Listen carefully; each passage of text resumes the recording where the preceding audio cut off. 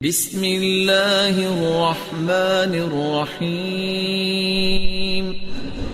رسول اکرم صلی اللہ علیہ وسلم نے ایک لفظ بولا فَأَكْثِرُوا فِيهِنَّ مِنَ التَّحْلِيلِ وَالتَّكْبِيرِ وَالتَّحْمِيدِ۔ 10 دن جب شروع ہو جاتے اتنی کوشش کرتے سعید بن جبیر، اتنی کوشش کرتے یوں لگتا کہ کسی چیز کو قابو کرنا چاہتے ہیں اور سنبھل نہیں پا رہے۔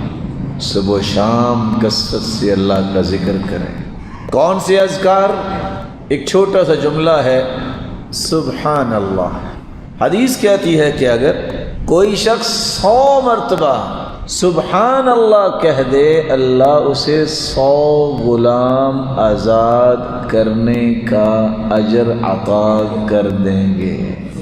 حدیث کہتی ہے 100 مرتبہ تم الحمدللہ کہہ دو، اجر تمہیں اتنا ہی ملے گا جتنا میدان کارزار کے لیے تم نے 100 گھوڑے اللہ کی راہ میں پیش کر دیے۔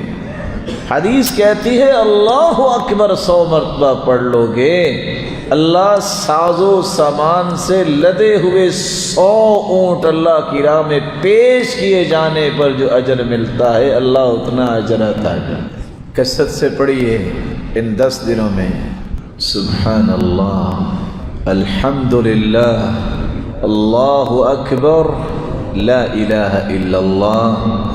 اسی حدیث کے آخر میں آتا ہے کہ لا الہ الا اللہ کثرت سے پڑھ لو۔ جتنے ہم بیٹھے ہیں اللہ آپ سب کو عزت دے، سلامت رکھے۔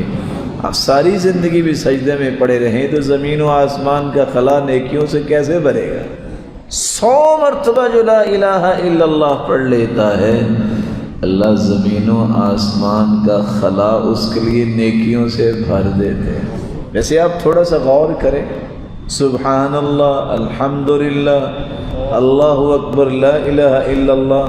تکبیر کیا ہے؟ اللہ اکبر، اللہ اکبر، لا الہ الا اللہ، واللہ اکبر وللہ الحمد۔ وہی 4 کلمے